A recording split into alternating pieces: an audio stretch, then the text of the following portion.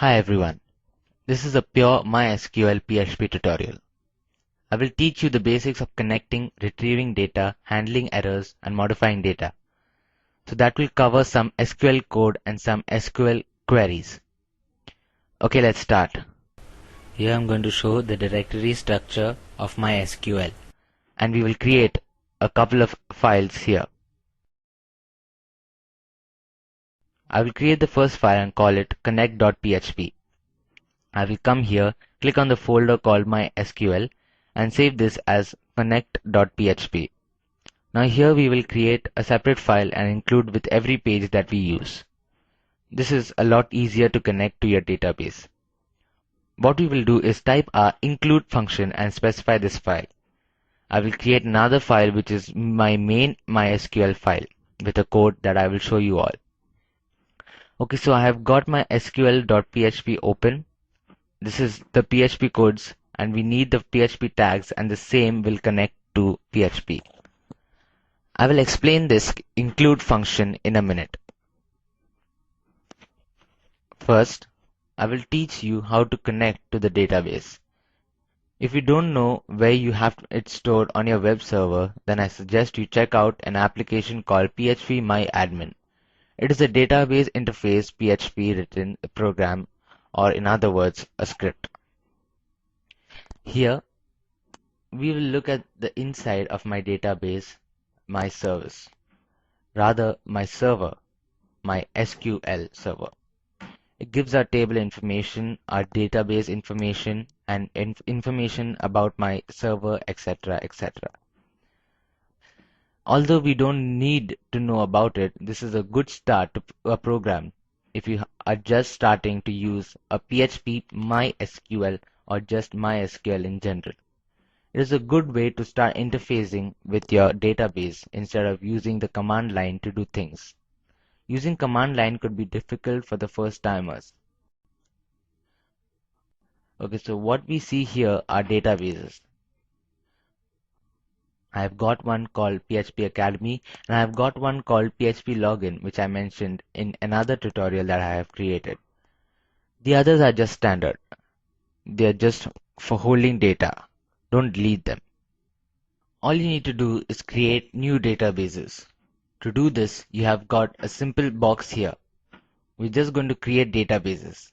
I will work within my PHP Academy database for now. It is a lot easier.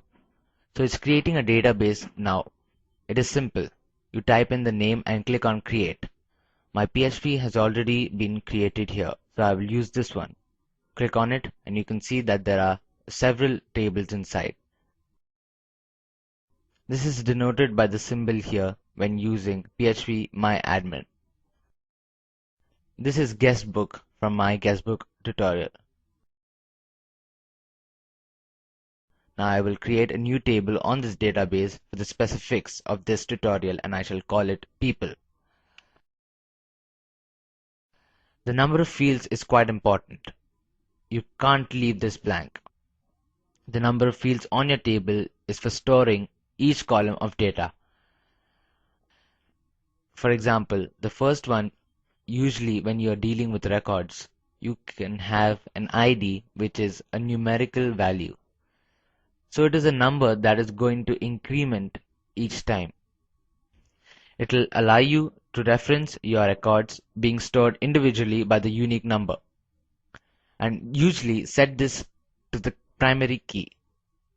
If you are not familiar with the databases, you need to start looking out for terms like primary key. I will not be dealing with secondary keys because it's quite flexible way to do this anyway with my SQL database. Just read up on databases in general. If you have Microsoft Access or any other databases, I suggest you to learn about groups of database. Okay, so the number of fields depends on how much data you want to store and what data you want to store. Usually, when I'm creating fields, I will bring out an usual blank document and I will start by typing out the fields that I want. The first one is always going to be ID. This is a self-incrementing value every time I create a new record.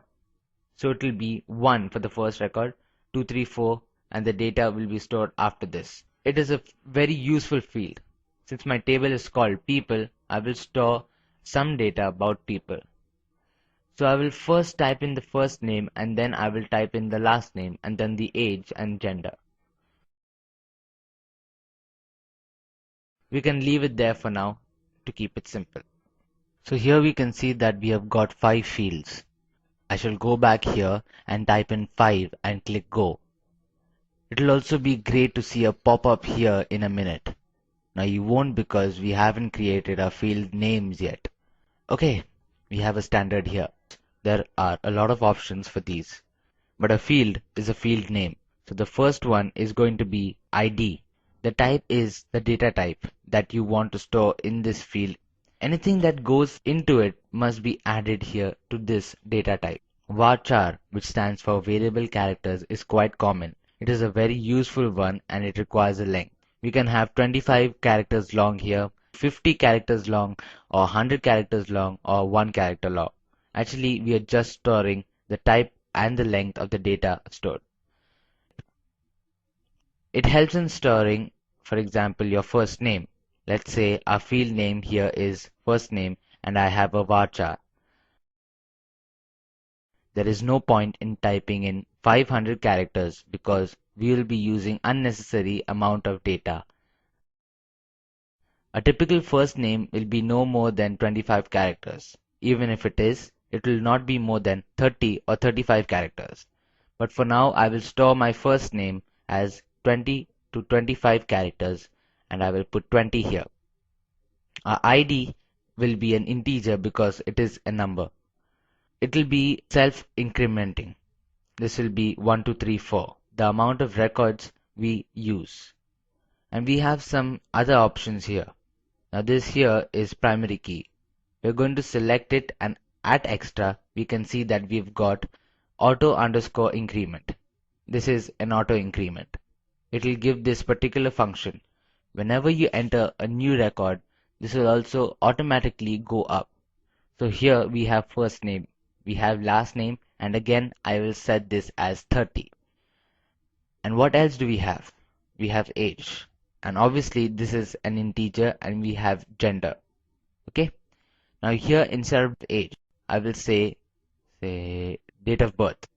So this is date of birth. I will set this as date. Here I am trying to find a date data type and I will see how this works.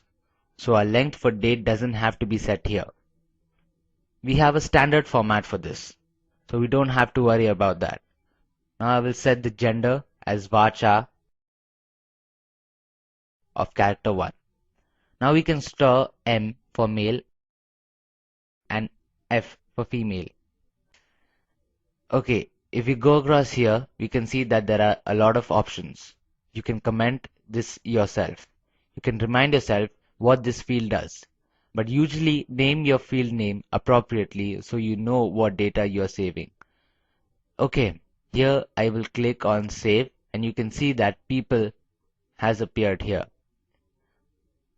This will ask you a query here. Now when I was talking about command line earlier, this is what you have to type to create that. However, we have used a graphic user interface to save ours. We can see down here we have our fields, our types and our collation attributes, null data for example.